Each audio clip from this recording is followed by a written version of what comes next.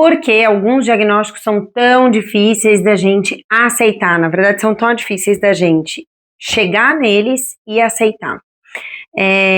Eu acredito que existe uma relação muito grande com a forma como esses diagnósticos são definidos. Então, existem alguns diagnósticos que chegam para a gente através de um exame de imagem. Então, por exemplo, no caso do meu filho com uma paralisia cerebral, o diagnóstico dele chegou para a gente através de um exame de imagem. Ele nasceu prematuro extremo, de 26 semanas, e por protocolo do hospital, no período em que ele está na UTI NEL, de tempos em tempos, eles fazem uma imagem um exame de imagem, um ultrassom do cérebro. E aí, em um desses exames, foi identificado que ele estava tendo uma hemorragia cerebral, né, do nível mais alto e tal, e aí, a partir daquele momento, a gente continuou monitorando os exames de imagem. Em um dado momento, a hemorragia estabiliza, e aí a gente seguiu fazendo um acompanhamento de exames de imagem para entender como aquilo ia evoluir, se evoluía ou não para uma hidrocefalia e etc e tal. Então, no nosso caso, foi apresentado para a gente um exame de imagem. Não tinha como contestar aquela informação. Quando é apresentado um exame de imagem para você, não tem como você contestar se aquilo de fato está acontecendo ou não. Está ali na imagem, está muito claro.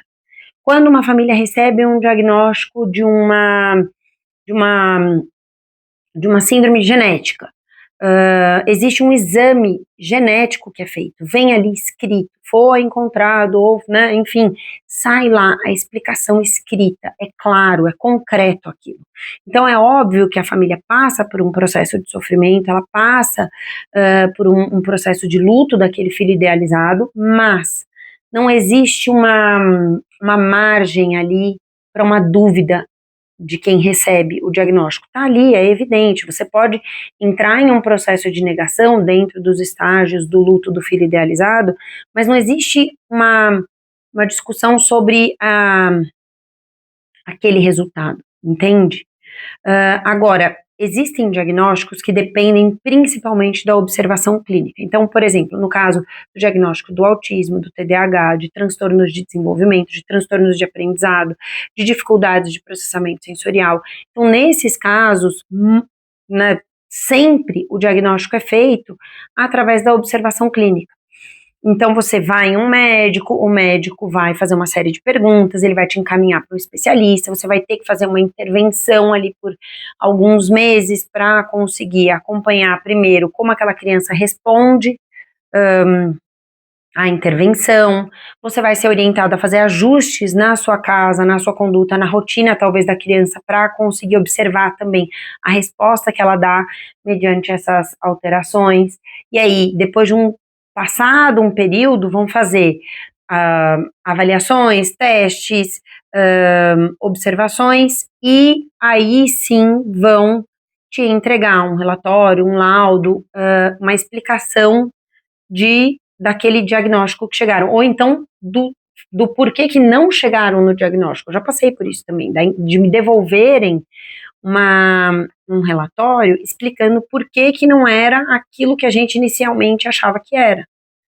Então, nesses casos, você vai receber do profissional um relatório muito detalhado, mas esse relatório, ele é muito baseado, obviamente, em teoria, em pesquisas, em estudos, tudo muito bem fundamentado, em escalas, em formatos de avaliações que já são validados e etc e tal, mas eles são feitos com base no que você identifica no seu filho, no que o profissional identificou no filho, no que a escola relatou que identifica no filho. Então, existe muito aquela camada dentro desse processo de avaliação, que é o da observação, de quem observa, o olhar de quem está observando o seu filho, entende? Então, aí, dentro desse diagnóstico, existem desse olhar, né,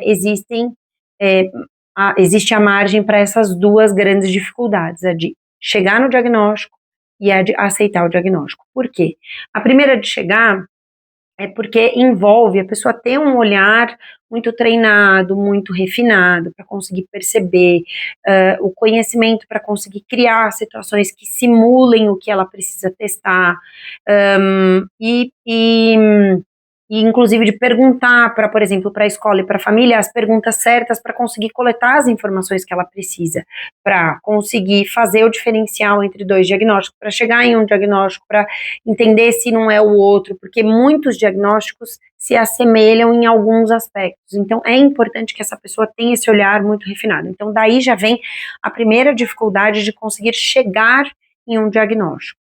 A segunda dificuldade, que é a de aceitar, é que cabe aí uma interpretação de quem observa. Então, por exemplo, é comum que a gente veja que um dos pais aceite primeiro o diagnóstico, porque aos olhos dele, tudo aquilo que foi trazido num relatório, num laudo, né, no final de uma observação clínica que leva meses, para ele ou para ela ficou muito claro, aquilo explicou muitas coisas, fez sentido, e às vezes para o outro, até por uma questão de repertório, de conhecimento e até de convívio com a criança na rotina, aquilo se torna mais difícil de compreender. Então, pelo fato do diagnóstico, nesse caso, ser construído através de uma observação de comportamentos, de interações, de dificuldades, de características que vão aparecendo no seu filho ou na sua filha ao longo do processo de desenvolvimento, tudo isso torna um pouco mais difícil identificar e principalmente aceitar. Então, às vezes é comum que a gente perceba que o pai e a mãe começam a entrar numa briga quando chega aquele relatório, aquele laudo, enfim, né, os meses de investigação e chega a resposta, é comum que a gente perceba um atrito entre os dois, porque cada um, pensando inclusive no repertório, no conhecimento, em tudo que a pessoa tem ali de bagagem da própria vida, tudo isso vai influenciar a forma como ela compreende tudo aquilo e inclusive como ela reconhece dentro daquele relatório tudo que foi pontuado como uma real dificuldade. Então, por exemplo, às vezes o seu filho tem uma questão sensorial. E aí, para você, que também tem algumas questões sensoriais, não a ponto de ser diagnosticado, mas tem algumas questões sensoriais, para você, aquilo faz muito sentido de ser interpretado como um prejuízo, algo que prejudique o seu filho ou a sua filha em algum aspecto da vida. Para o seu marido, se às vezes ele não tem nenhuma dificuldade como essa, talvez para ele não faça sentido. Para ele, pensando no que ele tem de bagagem ali, né, como pessoa, aquilo pode ser interpretado como uma frescura do seu filho, entende? Então, existem esses pontos que tornam muito difíceis. Porque quando a gente está falando de comportamento, quando a gente está falando de formas de interação, de sentir, de aprender, de perceber o mundo, fica muito mais larga, digamos assim, a margem para entendimento, para que o outro tenha empatia do quanto aquilo realmente gera um impacto. E isso acontece principalmente quando a criança que está nesse processo, né, de investigação, de diagnóstico, ela tem muitas habilidades preservadas. Então, quando a criança tem muitas habilidades preservadas, ou seja, ela está muito próximo da linha que vai definir se é ou não uma criança atípica ou típica, é uma criança que vai receber um diagnóstico ou não, é muito comum que todo mundo ao redor perceba essa busca né, para entender o que está acontecendo como um exagero. Por quê? Porque quem está de fora vê uma criança que é muito funcional e fala, cara, não tem como essa criança ter um diagnóstico, não se justifica, estão procurando pelo em ovo, estão querendo criar uma questão que não existe, mas não é isso. quem está o dia todo com a criança, quem tem aquele olhar mais sensível para perceber o que é difícil para a criança, o que está trazendo prejuízo para a criança, percebe o quanto aquilo que aos olhos dos outros parece pequeno, para aquela criança é enorme. E que pai e que mãe, tendo condições de ajudar o filho ou a filha numa questão que está muito difícil, que está além do que eles são capazes de dar conta, que pai e que mãe não vai querer ajudar? E aí a gente tem que entender o ponto que buscar um diagnóstico não é, putz, nossa, querer criar uma questão que não existe, não é nada disso. O foco, inclusive, não tem que ser nem buscar o diagnóstico. O foco nosso tem que ser identificar o que está difícil, entender o que está difícil, por que aquilo está difícil e como você pode ajudar a deixar menos desafiador para o seu filho ou para a sua filha. Não é sobre facilitar tudo, mas é que existem questões em alguns processos de desenvolvimento de algumas crianças que são mais difíceis do que deveriam, que não corre como a maioria acontece. E aí cabe aos pais serem as pessoas que vão identificar o que está difícil, por que aquilo está difícil e o que vocês podem fazer para ajudar o seu filho ou a sua filha. Qual ferramenta, qual método vocês vão trazer, que não vão ser os mesmos métodos e as mesmas ferramentas que a maioria das crianças usa. Mas não é com isso que você tem que estar preocupado. A preocupação não tem que ser se vai ter diagnóstico ou não. A preocupação tem que ser: eu estou conseguindo dar para o meu filho ou para minha filha todas as ferramentas e todas as vivências que ele ou ela precisam para alcançar uma vida adulta com independência, com autonomia, com saúde emocional, né? É isso. A gente tem que estar preocupado em colocar dentro da maletinha de ferramentas que os nossos filhos vão levar para a vida adulta todas as ferramentas que eles precisam. Não interessa se você vai precisar colocar ferramentas que os outros pais não precisam, porque o seu filho ou sua filha tem uma questão que precisa de uma ferramenta específica. Não é com isso que você tem que estar preocupado. Você tem que estar preocupado se seu filho ou sua filha vão chegar lá com tudo que eles precisam. Só isso. É simples assim. Então, esses são os dois pontos que mais dificultam um processo de chegar num diagnóstico e aceitar o diagnóstico. Quando são diagnósticos que não são concluídos por exames de sangue, de imagem, genéticos, enfim.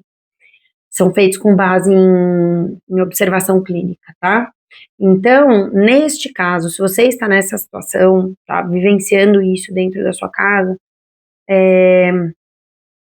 não se preocupe em rótulos, em diagnósticos. Não é com isso que tem que ser sua preocupação. Você tem que se preocupar com esses pontos específicos. Tem alguma coisa que está difícil demais para o meu filho? Essa coisa que está difícil demais, mas é difícil para todas as outras crianças ou para ele tá um difícil além, acima, né, do que é para as outras crianças. Se está difícil, por que está difícil? É uma questão que eu posso ajustar do ambiente, da rotina, é uma questão relacionada à forma como eu e os outros adultos se relacionam com ele, é uma questão fisiológica dele, e aí é legal a gente falar disso, porque muitas vezes também pode ser isso. Então, poxa, putz, tem um atraso de fala, vamos ver se tem uma questão ali que é auditiva mesmo, vamos levar num otorrino para verificar se não existe uma dificuldade auditiva. Feitas essas 3 análises, resta o desenvolvimento da criança. E aí é legal você pensar, não, poxa, vou atrás de um diagnóstico, porque eu preciso do diagnóstico, porque o diagnóstico não vai mudar nada. Ter o papel com o CID não vai mudar nada. A sua vida, ou na verdade não é a sua vida, não vai mudar nada o processo de desenvolvimento do seu filho ou da sua filha. Decora isso. Ter o CID não vai alterar em nada o curso do desenvolvimento do seu filho ou da sua filha. O que vai alterar o curso do desenvolvimento dele é o que vocês fazem depois de entenderem o que é desafiador para o seu filho ou para a sua filha. Quais intervenções, quais estímulos, quais ajustes na rotina, quais ajustes no ambiente, quais ajustes na forma de interação da família com a criança vocês vão fazer. É isso que vai mudar, não é o CID. Ter o CID não vai mudar, porque se fosse isso, as pessoas recebiam o CID a partir daquele dia em que deu o carimbo ali do médico falando, é esse CID, acabou, a criança começa a evoluir, não muda nada. O que muda é o que você faz depois que você descobre o que tá difícil. E para descobrir o que tá difícil, você precisa chegar nesse processo.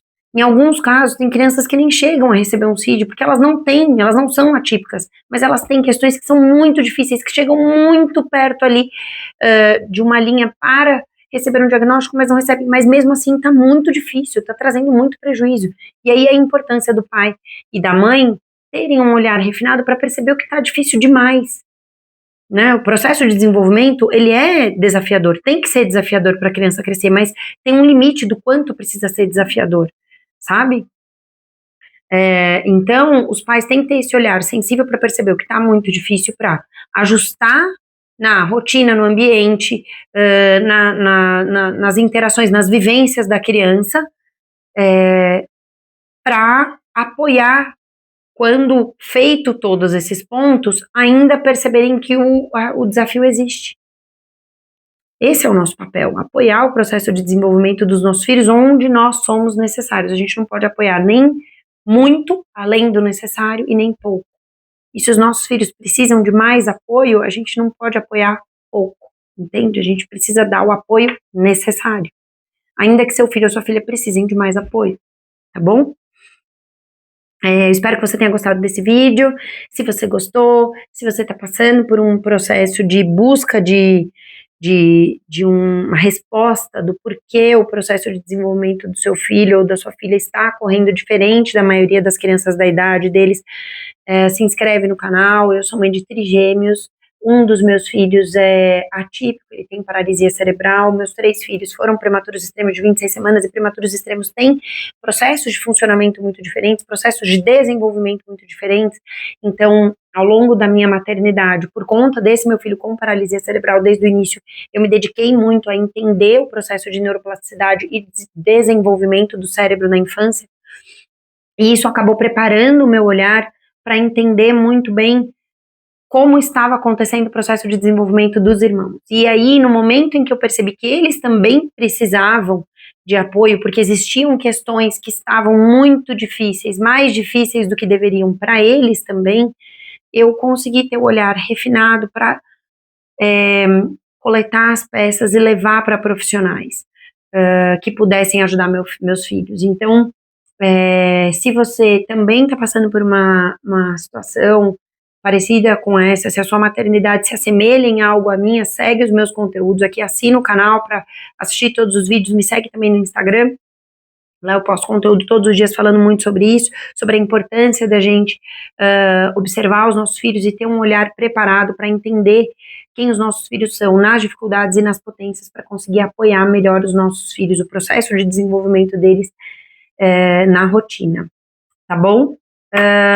Te vejo nos próximos vídeos, espero que você tenha gostado.